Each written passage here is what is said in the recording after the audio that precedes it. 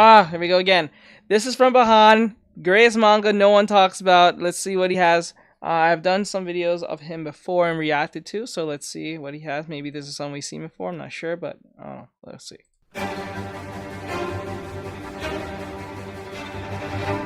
This is the greatest feeling ever. Not being able to put a story down is simply what I live for when reading manga. So I found 5 outstanding series that you probably haven't read. And, well, they ruined my entire sleep schedule because I stayed up until 5 a.m. multiple times reading them. But the best part of all is that they're all great for entirely different reasons. Like, one is stupidly hilarious, one will have you scared to be alone at night, and one will have you thinking about everything that has gone wrong in your life. Now I'll be yapping about all of the beautiful things I didn't love, and whatever other fuzzy, tingling feelings I felt when reading. So enough messing around, let's just dive into the first series.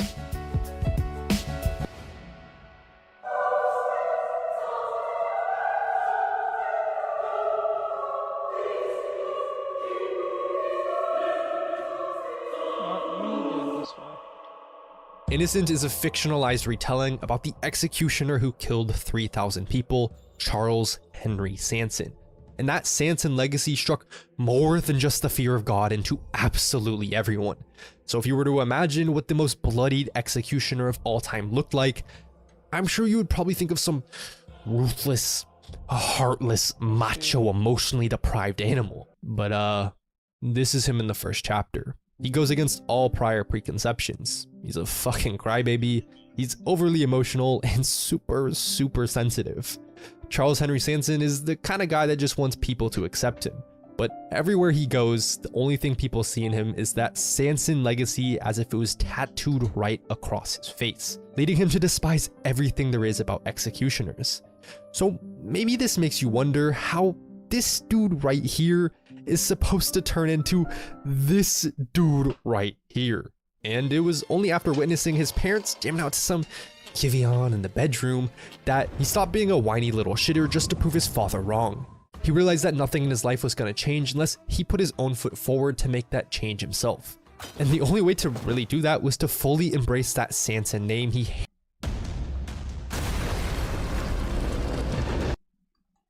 We heard about this one yesterday, so let's see.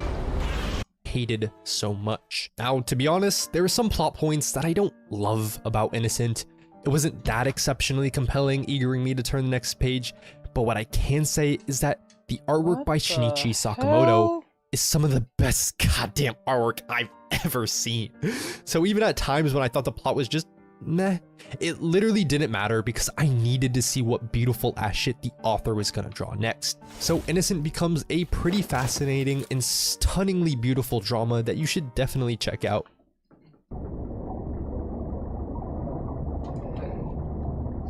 So I have a bit of a different relationship with Grand Blue than the rest of the manga on this list, because as unlikely as it may seem, I tried watching the anime and just wasn't feeling the vibes the show gave off at the time. But for some reason, whenever I'd go on something like my anime list, I would see the manga rated so fucking high. Like, I dropped the anime after 3 episodes and couldn't understand how Grand Blue was in the top 10 highest rated manga. Like, I've never heard anyone. I have never heard of this anime called Grand Blue. This is my first time even hearing this term. Maybe I haven't even heard of it and not even realized it, but this is my first time even hearing about this. It's weird. Strange. Talk about this series. So I knew at some point I was definitely gonna read it just so I could understand where this rating was coming from. And holy Dungeness crap did it surprise me. Iori is your typical no-host having virgin about to go to a beautiful seaside university. The only problem is that going there would mean having to leave his home to go live with his uncle. However, Iori saw this as the perfect opportunity, since in high school he went to an all-boys school, meaning this change of scenery would be the perfect chance to completely change himself. And upon arriving, it couldn't have been more dreamlike. The sound of the ocean waves, the shining rays of the sun, a beautiful town by the sea, and boom, immediately, he scopes out a fucking smoke show. Literally nothing can make all of this go to shit. Iori's dream life was just a doors opening away.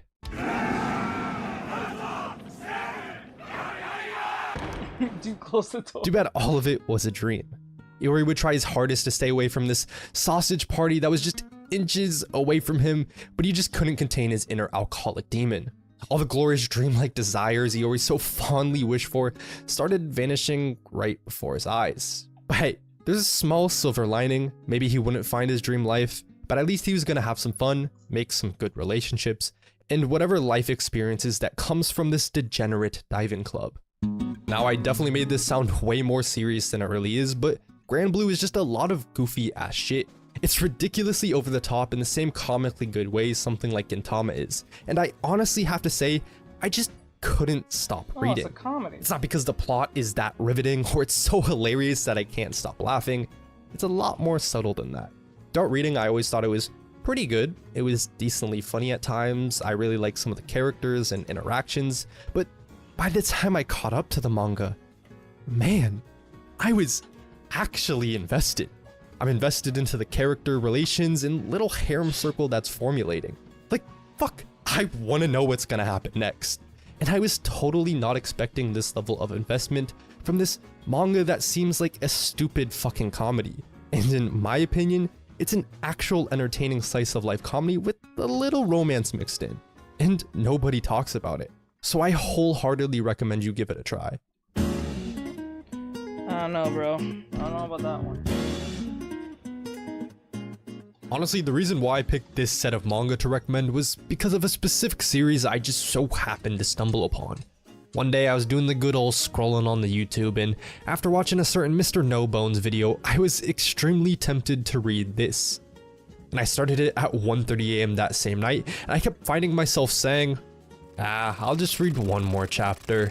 And before I realized it was 5:30 AM.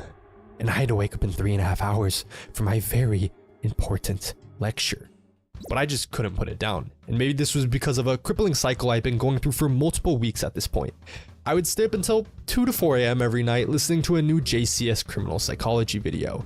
So how absolutely perfect was it that I found My Dearest Self with Malice Afterthought? It matched the fascinating crime, thrill, and drama I was seeking the pleasure of each and every night. And it also just so happened to be one of the best manga I've ever read. So after finishing it, I needed more. I craved for the stunning artwork and intriguing edge-of-your-seat thrill this manga injects straight into your veins, which then led me to slap around on my keyboard for whatever else the author had created. And it just so happened the same author and artist had started this manga in 2021. So let me give you a quick summary of what it's about. This guy Jin shows up for his detective job, where this mansion has been robbed, yet the single owner Haikawa Juzo hasn't picked up any calls. In fact, he hasn't been seen in years. Even though no one has supposedly lived in this house for years now, it's oddly well kept.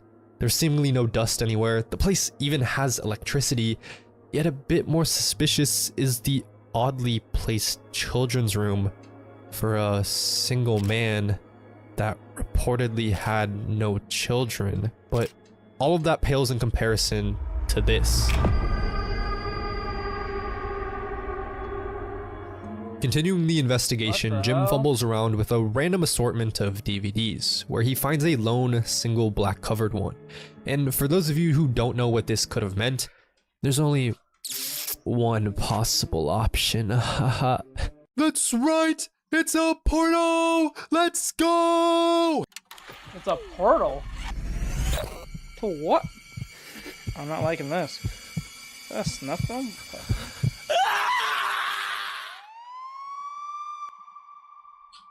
Children were confined in the basement. There's even a pile of scrawny corpses in the corner. And with the little chance of survival, they were only left with a single option. Who are these children? Who is the owner, Haikawa Juzo? And is he actually the one who committed these crimes? This series gives me lots of hope and promise for the same thrilling adrenaline that My Dearest Self with Malice Afterthought pumped straight into me. But there's just one thing that fucking sucks, and it's that there's just not enough chapters translated so far. However, I can guarantee you not a single person watching this video has read this manga. Mostly because my anime list tells me only 835 people have read this, so we gotta boost this number up.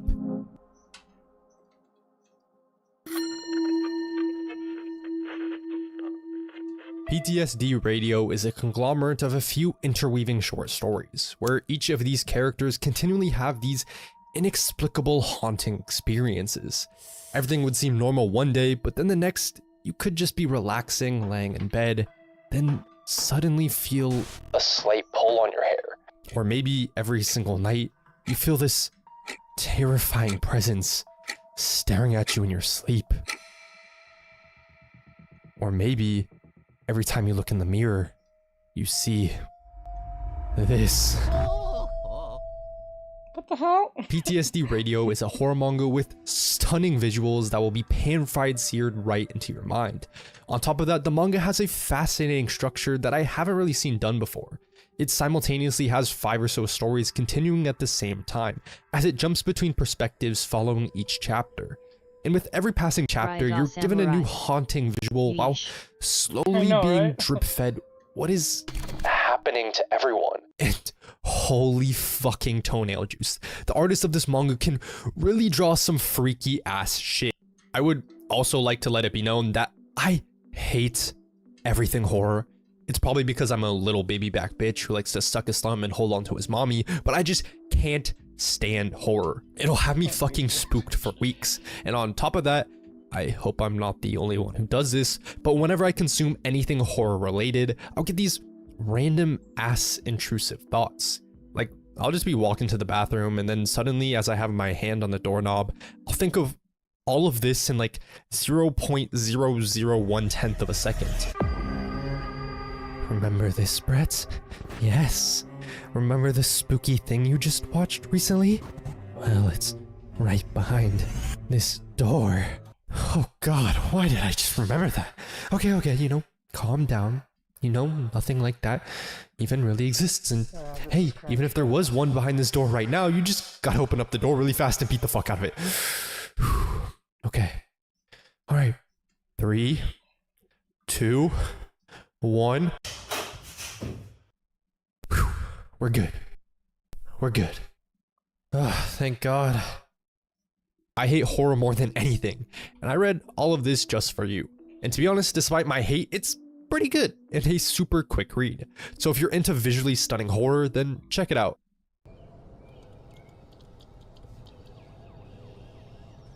What the hell? Oh. Night Patrol Sensei is an autobiographical manga series written by a teacher named Osamu Mizutani. It recounts tales spanning across 12 years where Mizutani would venture out into the night staying by the sides of vulnerable teenage students. And some would be in gangs, some addicted to drugs, some sold their bodies, and some wanted to no longer live. Mizutani would hear out the brutally tragic stories of any children in need. He'd become that ear to finally listen when no one else had before. And without fail, for seemingly no reason at all, he'd reach out his hand to whoever needed it. And to be real, it's honestly a little unbelievable that someone like this actually exists. But it's true. Mizutani helps anyone and everyone, and a lot of people need help. Now, in this manga, every chapter revolves around another student that has asked for Mizutani's help. So I want to tell you about one specific chapter that really touched my small, lifeless, shriveled up heart. And it's about a boy named Yugo, who stopped going to school to join a biker gang. And one night after doing whatever a biker gang does and barely managing to escape from the cops, he continues to drive his bike around until he sees this. Pulling his bike over, he learns about how at this exact place, at this exact time, one of Mizutani's students had ended his life. And, well, fuck. After you hear someone tell you something so deeply personal about themselves, it feels a little unfair to, you know, not give them a proper exchange of personal information. So Yugo goes on to share things he's never shared before. My mom, she's blind from birth. She had me when she was 21. In fact, someone raped her when she was coming home from work. That's how she got pregnant. Everyone told her to have an abortion, but she left her parents so she can keep me. Don't you think she's amazing? She didn't have to, but she gave birth to me, raised me. Then, as you turn the next page, you see this.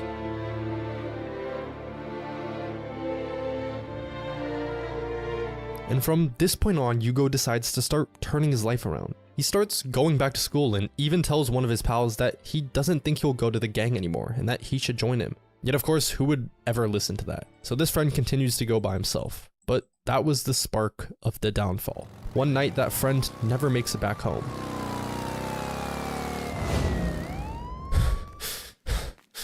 Hey Yasu! It's me, Yugo! Where are you? I'm here. Come on, let's go. Let's go this way.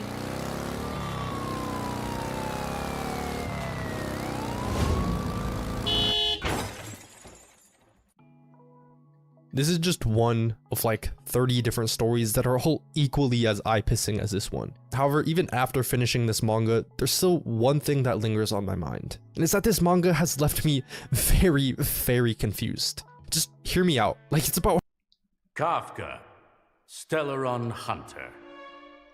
How do you plead?